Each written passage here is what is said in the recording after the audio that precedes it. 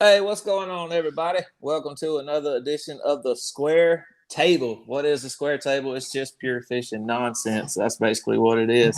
But tonight is going to be a very special night. We have two extremely talented anglers, which is, last week we had Keith Carson. This week, Keith's only a one-time NPFL champ, so we figured we need to one-up that. So we went and got ourselves a two-time NPFL champ, and that's out of 3 tournaments. But first, let me bring on my co-host, my compadre there at Richard Cooper Fishing. How's everybody doing? What's going on, Coop? Oh, nothing much. Just hanging out. Try to get some viewers. I feel like this needs to be like a red carpet introduction, so I'm just building myself up to it because that's what these other two guys are accustomed to. Yeah, I don't even get no introduction. These next guys need a big one. Yeah, for sure. So next up, we got Elite Series angler and coming hot off a top 10 at Lake Gunnersville at the last Elite Series event. We got Mr. Shane Lineberger. And then last but certainly not least, we got the Bass Tank professional, Mr. John Soukup. What's going on, guys? Hook up, Soukup. Right. Hookup. Yeah, John Hookup Soukup. And I'm going to drain the foot oil out of his boat at Pickwick, but he's not going to know what day. I'm going to give him at least one day of good, and then one day I'm draining his foot oil out. That's probably not a good idea because I think some of that stuff's been going around. You might get the blame for it. I heard about that. Some of y'all's guys got their foot oil drained. Sure did. Yeah. Where was that? Orange, Texas or somewhere? Foot oil drained, catalytic converters cut off, all kinds of good stuff happens in Orange, Texas. Man, that is absolutely wild, dude. John Cox rolled into the boat ramp, so I guess driving a race car. Oh, yeah. I seen that video Swindle put out when he was messing with him a little bit about that. Yeah, so that's pretty awesome. Give me 1 second. I got to get my volume muted on my laptop, and we're going to dig in on this thing because we got to pick y'all's brains. So first, I want to go to you, Shane. Where are you at right now? I am in wet and cold Messina, New York right now. Been up here since Wednesday, just trying to get a little feel for what's going on at the river. Obviously we can't be on tournament waters, but there is a section of the river that's above Messina that is not tournament waters. So I know I've been up here a few days. I've seen Rick Clun up here today. There's a couple other guys messing around, I'm sure. Spend a few days over here, and then Sunday leave and go over to Champlain, which is only about 2 hours from here, and get ready to start practice over there on Monday. Cool deal. So y'all's event starts next Thursday, correct? On Champlain, yes. Right. So Thursday, Friday, Saturday, Sunday, you get a week off, and then you're going to No week off. Okay, so it's back to back. We're back to back. And you're St. Lawrence River? Yep. St. Lawrence after Champlain, yeah. You poor thing. You got to catch smallmouth for like 11 straight days. I feel sorry for you. I really do. Well, I hope I get to catch them longer than that. I hope I get to catch them for like 18 straight days. That'd be nice. Jeez, dude. That's absolutely awesome. So, John, are you a good smallmouth fisherman too, or do we need to go up north next year to have a chance, or what do we need to do? Yeah, I don't have experience chasing the smallmouth, so I don't know. We're going. I have caught a 7-pound. Yeah. I have caught a 7-pounder. So of course you have. I didn't realize how big, that really John, was. I got to put this out there. I follow your feed on Instagram and Facebook, and, I know you're a great angler, but your son puts up pictures of fish bigger than I catch, and that upsets me, man. I mean, that's kind of like rubbing salt in the wound a little bit when I go up there and your son's, whacking on him too.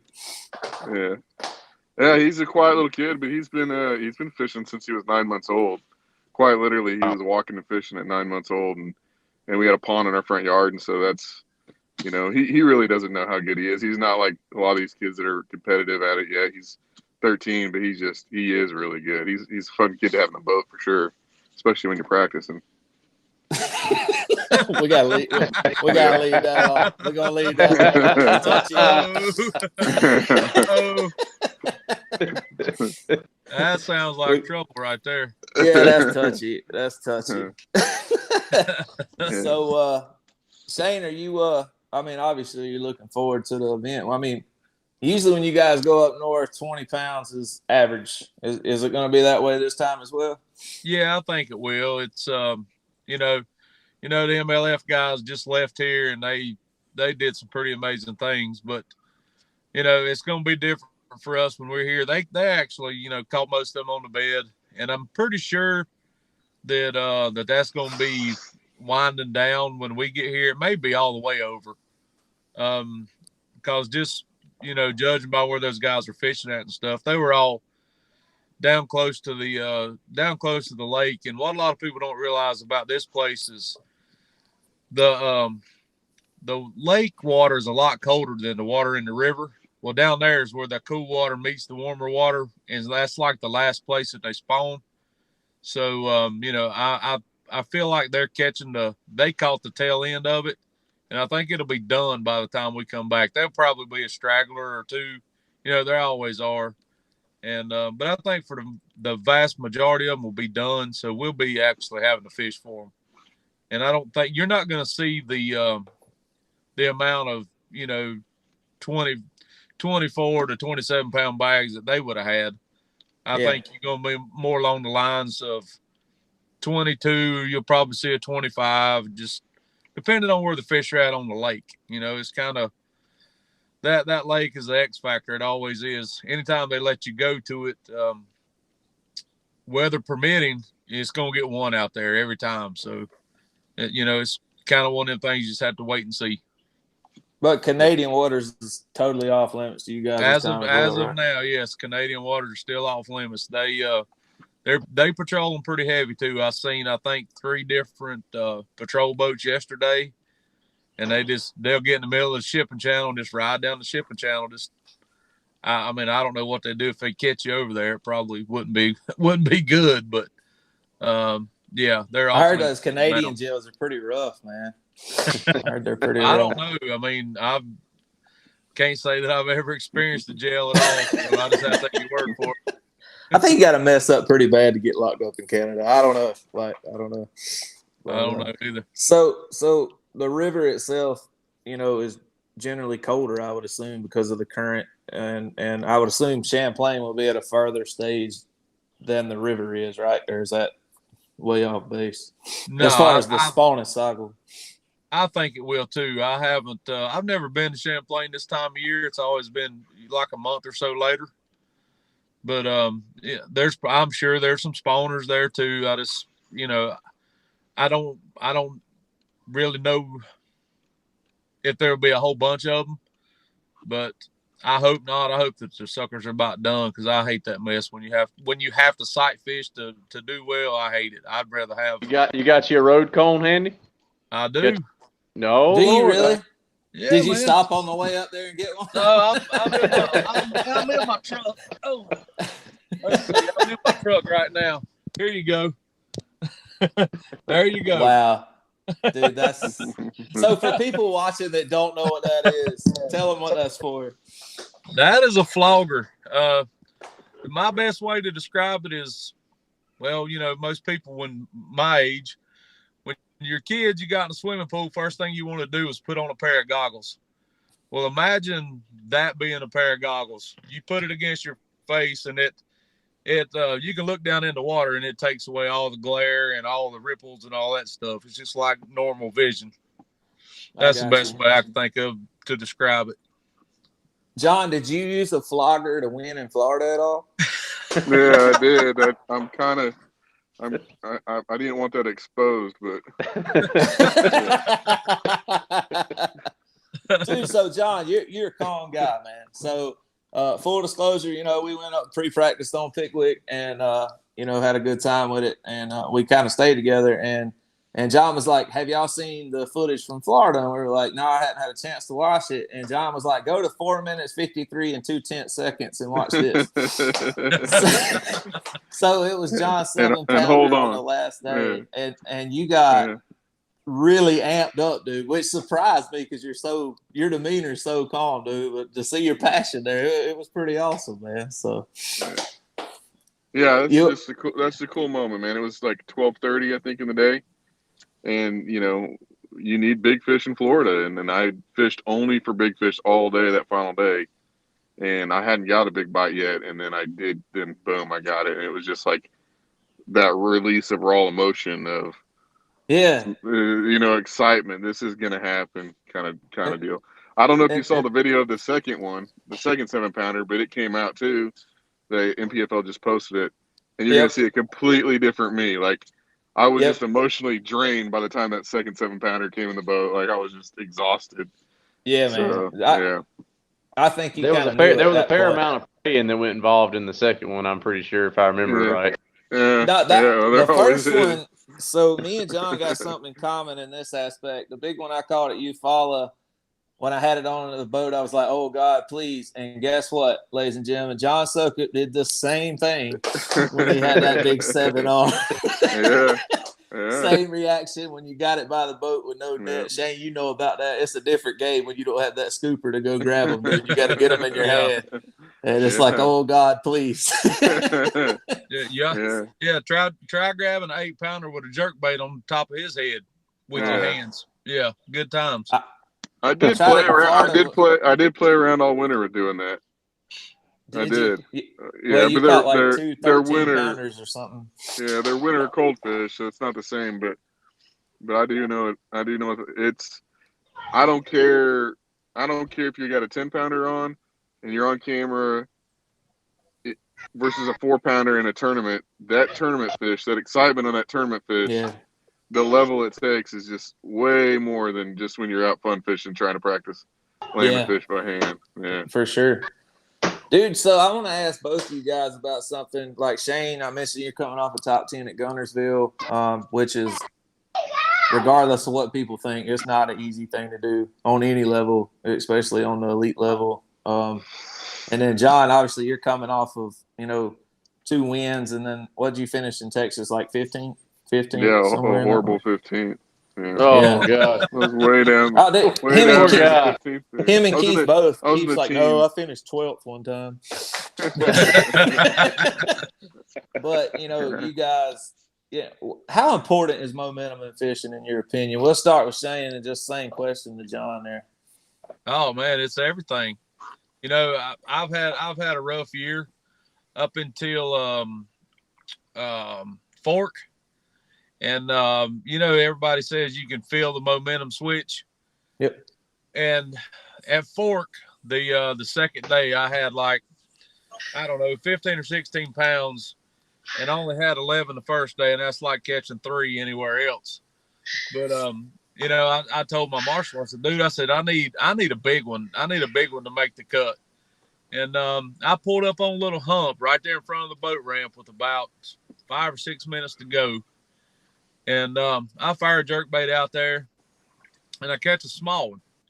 I fired out there again. I jerk it down, and one hits it, and I set the hook on it. And I told my guy, I said, this feels like a pretty good one. Now, granted, keep in mind, I got like 4 minutes, and I got to be at the check-in. So I'm fighting this fish, and I catch a glimpse up, and I said, oh my God, it's a 7-pounder. So I'm fighting, and I'm having to horse this fish with a jerkbait in the top of its head, and it came by the boat one time, and I reached down and scooped it up, and I had 2 minutes. And this was a catch, weigh, and release thing at Fork. So we catch it and weighed it. It weighed, I can't remember if it was, I think it was 8 pounds and an ounce. It was 8.1 is what it was. It weighed 8.1. We released it, cranked the boat up, and drove in. I made the cut by 3 ounces. Wow. And that was the momentum changer for me. Ever since then, things have been going up, and I made top 10 at Gunnersville. Had a really solid tournament there. And now I finally got the momentum change going my way, and I just got to keep it going, these last couple events for the year, and hopefully we can finish out strong. What do you think, John, momentum-wise? Why does it play such a big deal, or do you think it does play a big factor? I think it is, but I think it's understanding and the definition, like what momentum is. Yeah. I don't think momentum has Well, it does affect your tournament finishes, but I think momentum in the fishing world is like the ability to make the right decisions, and whether that's you following your instinct or whether you're very analytical about how you make those decisions. And I think, making those correct decisions, I don't think it's like a poker game or rolling the dice where it's just lucky and you got this luck Yep. momentum going on. I think there's decisions that are going on. And so you're fighting those internal and external demons that are getting in the way of you trying to make those proper decisions. And then you get on the track where it's like, okay, you feel it, you see it clearly. This decision, you maybe don't know, but you get whether it's right to start with, but you're making them, and they start happening. They start coming together. And I think I think anytime that you're making decisions that cause success, I think you're not just one step ahead of the next angler next to you. You're 10 steps, because he's still trying to figure out how to catch you, and he's Yep. trying to figure out what you've already figured out. And so Yep. now, next time you're facing that same scenario, you're going to do what he's still trying to figure out. And so I think that's a little bit what momentum really is.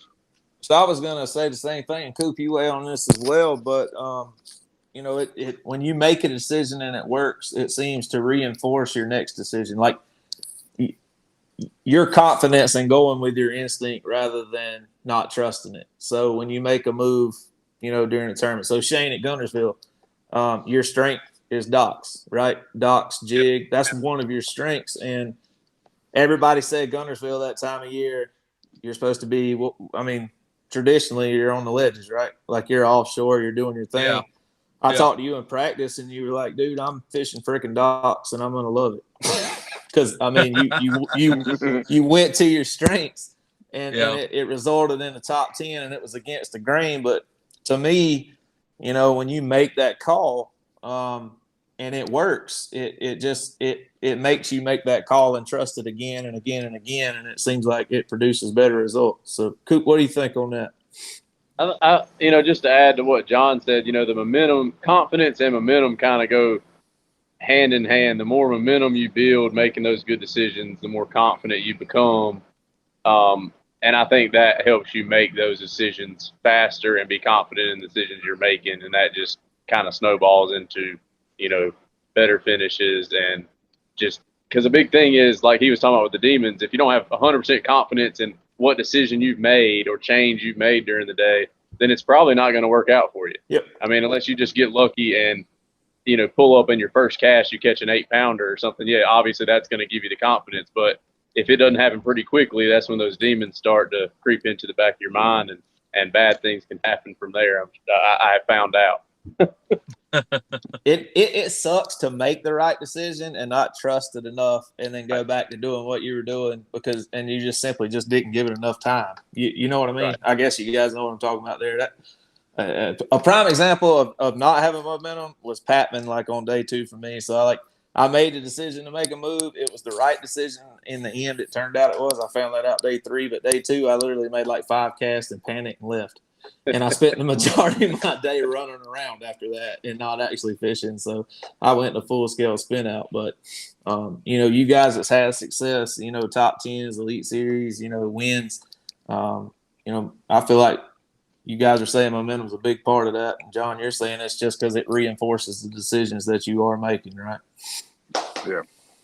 Yeah. Yeah. And I would add something else to that. I mean, you can have a lucky decision on a one-day tournament and it can win you the tournament, but Right. you can't be in a bad momentum, make a lucky decision, catch a big fish in a 3-4 day elite event and win that event. You might not even make the cut or make your check. You know what I mean? So the momentum on decision making, man, when it comes to these multi-day tournaments, it's even more critical than, just making sure you're putting fish in the boat.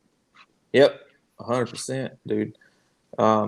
So I want to ask you guys something else. John, you're with the Bass Tank. Shane, I know you run Garmin's on your boat. And this is a complete 180 from what we just talked about. But Shane, you're up north. And, in the past, the Garmin, Live Scope has played huge up there in the last couple of years. And, John, I know you used it to win on Eufaula a pretty good bit. So as far as the tournament game itself, guys that are not adapting to the forward-facing sonar, do you think they're just fighting a losing battle?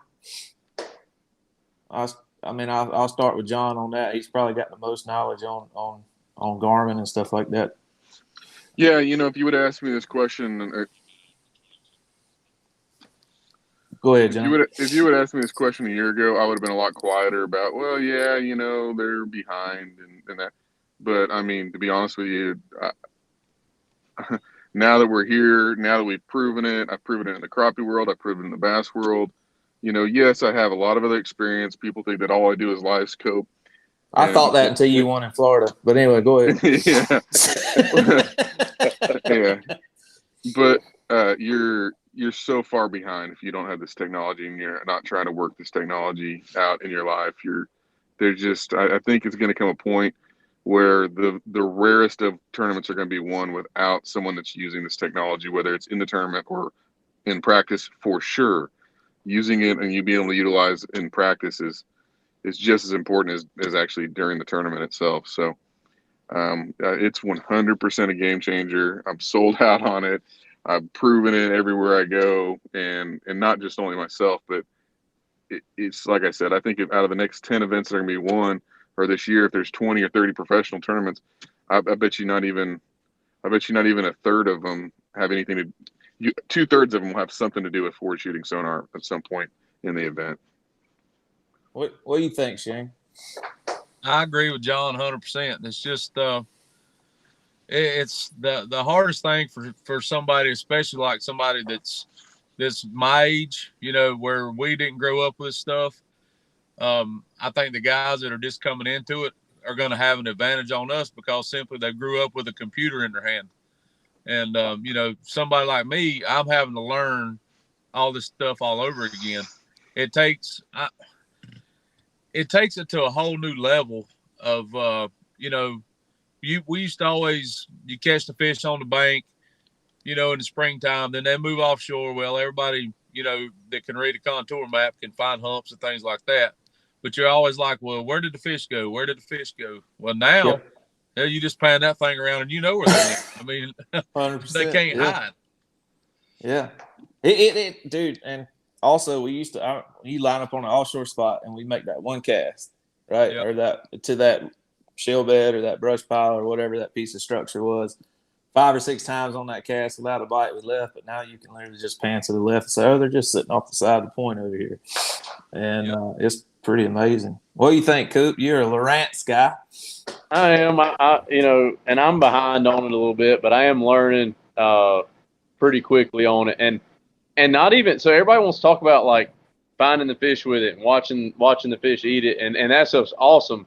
But even making it simpler than that, even if you aren't using it, actually watching the fish eat it, it's awesome just to be able to, like you said, make that exact, like there's no missing your cast anymore. Like, you know what I mean? Like you used to line up, like triangulate like that dead oak tree and, the corner of this point or whatever and triangulate stuff. There's no more of that. You can line up that perfect cast every time because you actually can see it. You can say, well, that rock pile is 40 feet straight in front of my boat. So it takes all the guesswork out altogether, and that's just a simpler fact of it. But I love that part of it as well. Cool, man. Well, guys, let's shoot to a quick commercial, and we'll come back. We'll start wrapping this thing up. Hey, real quick before we go, appreciate everybody tuning in. Make sure to hit that like button and that share button. We still don't have any sponsors, and we're still looking for them. We need you likes, shares, comments, hit it 53 times. Coop's going to be back on an air mattress again in the next tournament. So we need a deal, people. So hit that like and that share button, man. So quick commercial break, and we'll be right back. Do you sound like you're dry heaving or gagging when you brush your teeth and brush your tongue? Can you just not take it as deep as you used to? Is your name Brian Tyler? It doesn't matter what your name is. Millions of Americans suffer from this problem. Here at Square Table Laboratories, we have developed a patent-pending anti-gag formula. This is a patent-pending throat spray to allow you to take it really deep. You can take it all the way to the handle. Side effects include dry scratchy eyes, runny nose, anal seepage, and a list of other things labeled on the back. Available pretty much nowhere.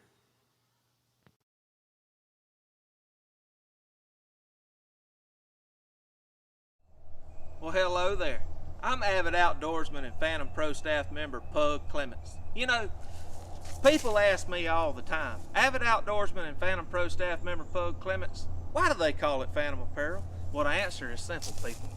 Because when you don Phantom Apparel, you too can stalk your prey like a mythical creature in the night. But I ain't just gonna tell you, I'm gonna show you.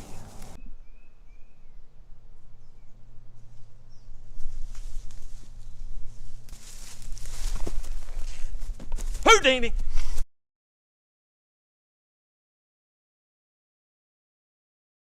Hey, we're coming up on summertime. Fishing starts getting a little tough. Some parts of the country. I'll show you what I like to do when it starts getting a little tough. I like to use a little king stank stick. You know, it's great on your baits.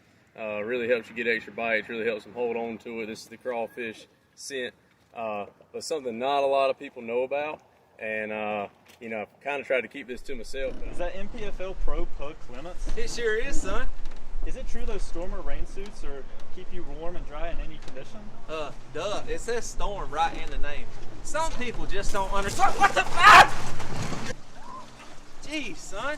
But joke's on you. Look at that. Bone dry. Wow, really is. Whoa! Well, I guess I don't know about any condition. Some people are just jerks.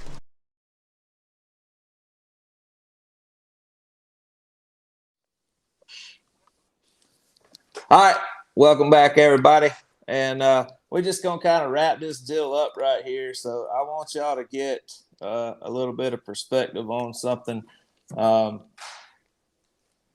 It's, you know, I've said this time and time again, this is my first year traveling around fishing multi-day events, and I really am enjoying it, but it's a whole different game than a one-day tournament or than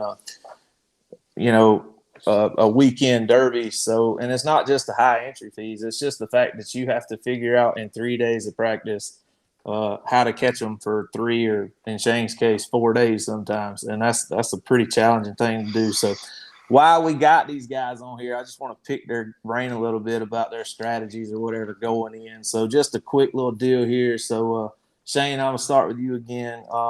You know, what kind of strategy you use when you're going into a lake on, you know, as far as your practice goes on how to locate fish that's going to last you 3 or 4 days? Are you thinking win, top 10, cut line? Like, how do you approach that? It just all depends. I mean, obviously it starts way before you ever get to those 3 days. You know, there's a lot of Google Earth and mapping and homework that goes into it before you ever get there. And, you know, if you've been to the lake before, if you got previous experience on it, you know, you can check tournament results and all that kind of stuff. But my thing is I try to keep my practice pretty simple. I don't like to catch a lot of fish in practice. I like to try to get a few bites here and there and try to duplicate it all over the lake, because we have to, you know, you have to have enough fish to last you for 3, hopefully 4 days. You know, that's why I don't like to catch a lot of fish. You know, we've all got paired with that guy that says, "Man, I caught 20 pounds here yesterday." Okay, yeah, yeah, for sure. Yeah, yeah. So yeah, I mean, practice. Yeah, it don't pay a dime to win practice, boys. I'm just telling you from experience. Yeah. So, you know, that's just kind of my approach. I try to keep it very simple. I try not to overthink things. I try to let it come to me, because every day is different. We all know that. And, you know, the key to all this stuff is being able to adjust in the correct way and be able to do it efficiently. If you can't do that, you know, you're probably not going to have a good event. So I just try to start simple. I can't talk right now. I try to start simple and stay simple. If I'm able to do that, most of the time it works out. So, dude, I'm going to just say this too. You got a schedule this year. Like, for whatever reason, y'all have had some type of natural disaster in like 3 tournaments that totally wiped your entire practice out. So Pickwick flooded, you know, right after the last. Neely Henry, same deal. So it's basically just starting practice over day one of the tournament, right? It's a crapshoot at that point, pretty much. Pretty much. It's about who adjusts the best. You know, Yeah. I don't ever want to say, well, he got lucky. He didn't get Yeah. lucky. He adjusted the best. Yeah, exactly. Yeah. And you know, and that's whether it's Bill Owen or Wes Logan. You know, that's the two guys that won both those events, and they adjusted the best for the conditions. And Yep. you know, that's kudos to them. You know, because there's a whole bunch of us that sucked. Me being the main one in both those tournaments, but you know, it's just it is what it is. You know, you just try to let that roll off your back and keep digging. That's all you can do. So I'm gonna tee John up right here. So you said one thing, and I seen John's hand kind of do like this. I don't know if that was what it was about, but I'm gonna tee him up right here a little bit. So you, just to clarify, Shane, you were saying you catch, you know, you get on a deal. You don't like to catch a lot of fish, but you want to see how, you know, other areas in the lake where you can do that same deal and get bit, right? So you have multiple areas. So That's John, right. I think you got a little bit different approach. I might be wrong, but you know, how do you go about it? I don't know if I can say I have a different approach than that. I try to find a lot of fish. That's my number one goal. And I think that over the last few years, one of the things that I've got the most momentum or confidence in during practice is actually knowing when I find a duplicatable fish versus when I just caught a fish. And then that fish, I cannot go catch that fish again in practice. And knowing the difference in those two, I think helps me stay with finding more and more and more fish. And when I talk about finding a lot of fish, you know, we need 15 fish, right? We're gonna for sure catch 3 days worth of fish. And so my first goal, first day of practice, is always just ensuring I know where I can catch or how to catch 15 fish. And that may not always be just one pattern, for sure, not always just one spot. And even if I do find that one spot, I'm going to immediately do like Shane says. I'm not catching fish in practice. Yep. I catch one fish doing something and I stop. If I know that it's repeatable, I'm done. I'm not doing that thing again in that spot for sure. Not happening. And, you know, it does have me feeling like I'm not catching them in practice. I hear the guys doc talking a lot, and most every tournament I've talked, everybody else is catching them way, way better than I am in practice. But I feel like I've been able to buy tournament time, and that's when you need to figuring them out on the last day of practice, going into the first day of tournament. That's when you're actually figuring them out how to actually tune in to where now you're taking the next step up. I found a bunch of fish. How can I catch big fish to actually win the tournament? And I think if you haven't figured out how to catch any fish and you're still trying to figure out how to catch big fish tournament time, that's when I think you're going to have those guys that are, you know, they're either winning or they're losing, but they're never, you know, very consistent. So I think consistency for me this year, that's been my mantra. That's been my goal from the very beginning, was just consistency, finding a bunch of fish, not touching them in practice, and go finding more fish. If I find a pattern, I quit doing it. I make myself uncomfortable and I start doing other stuff.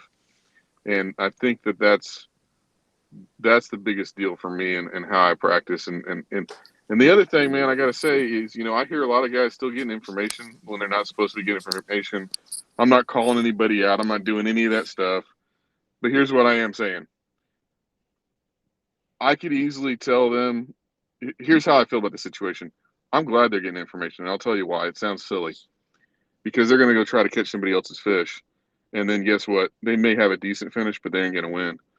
When I find how to catch fish my way without any information or just minimal information through the guys, you know, that we're fishing around, I feel like you're that much more dangerous as a fisherman to actually have it all figured out and tuned in.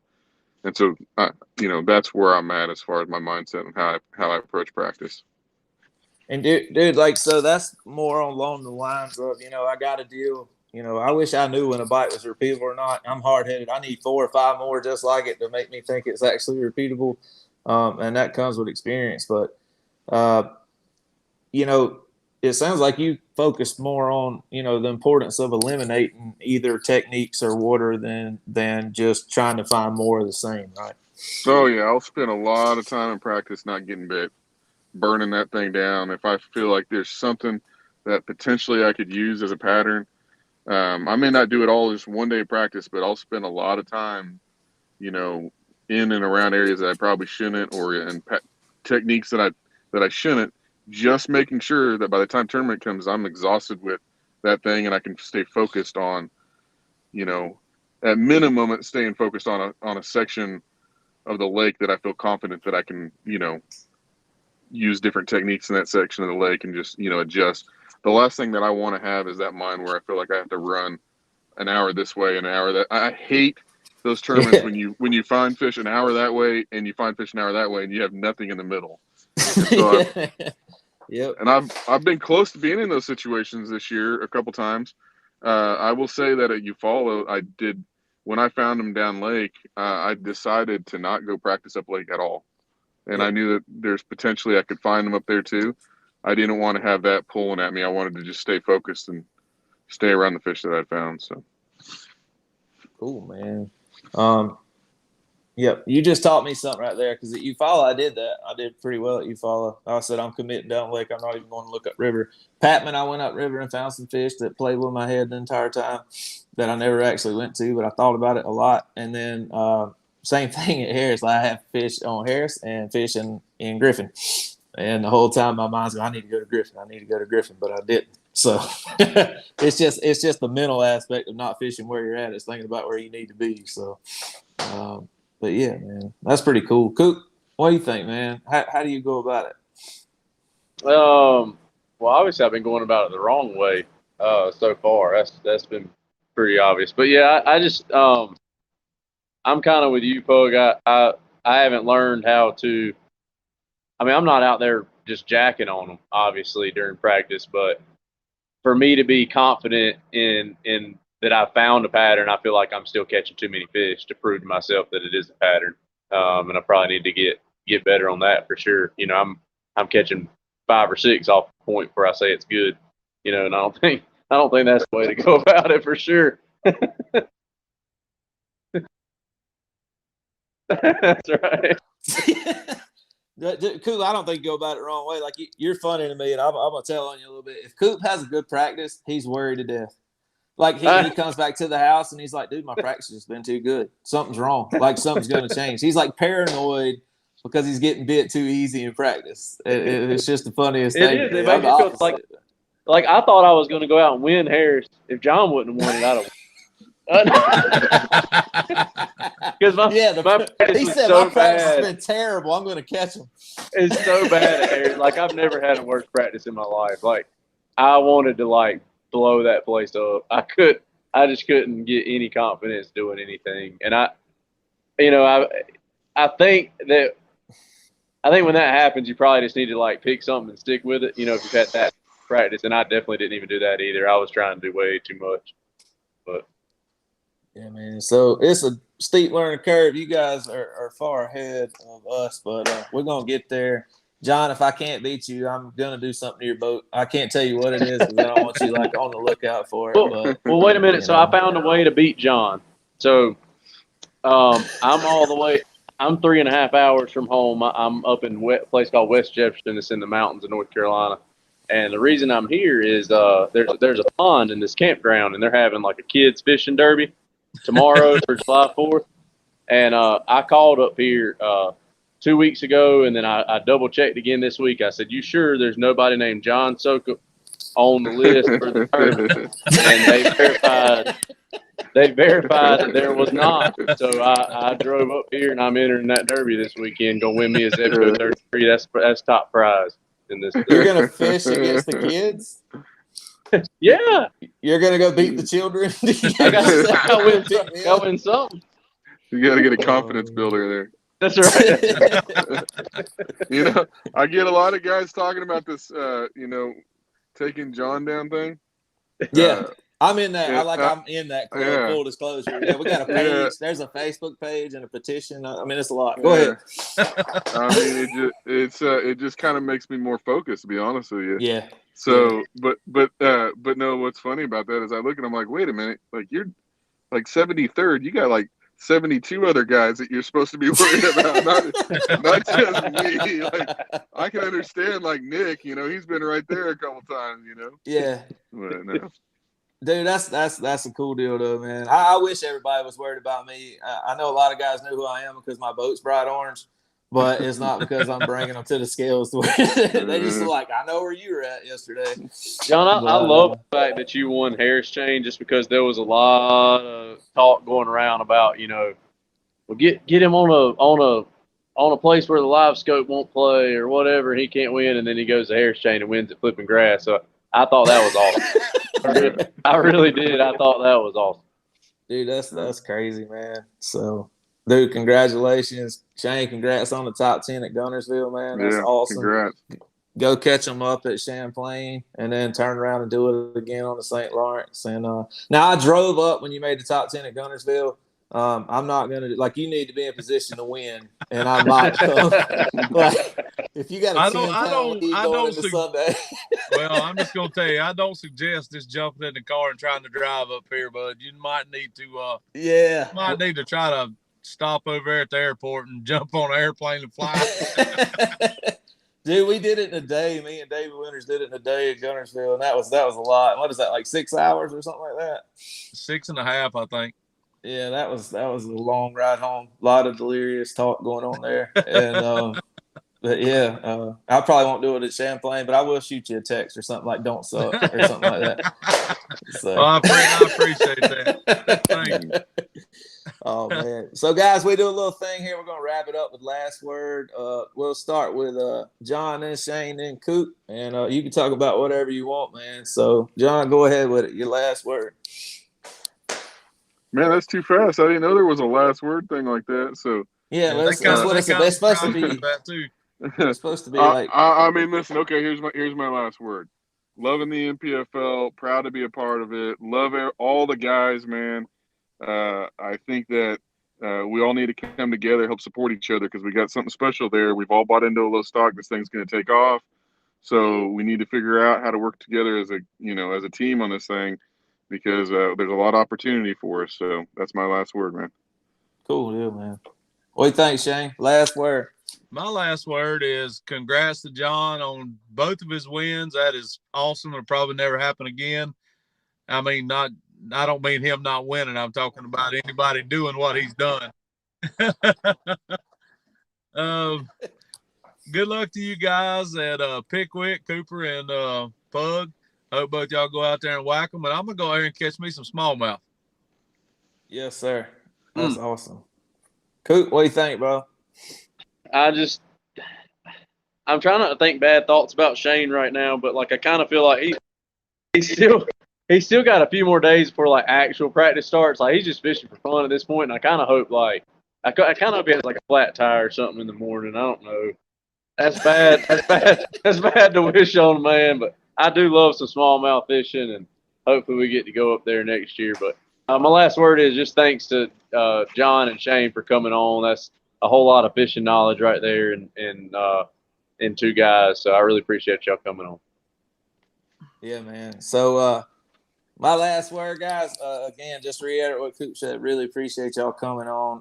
I also want to state that, John, did you hear that Shane did not wish you good luck? And I'm in that same, and I appreciate that from Shane. I missed that. I apologize. I hope you win number 3.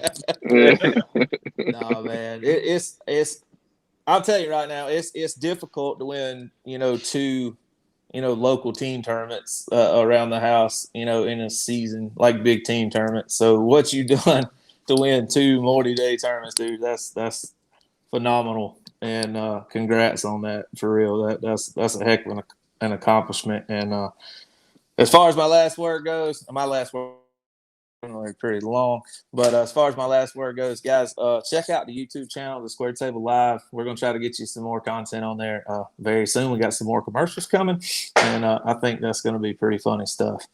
And I also really have enjoyed fishing the NPFL this year.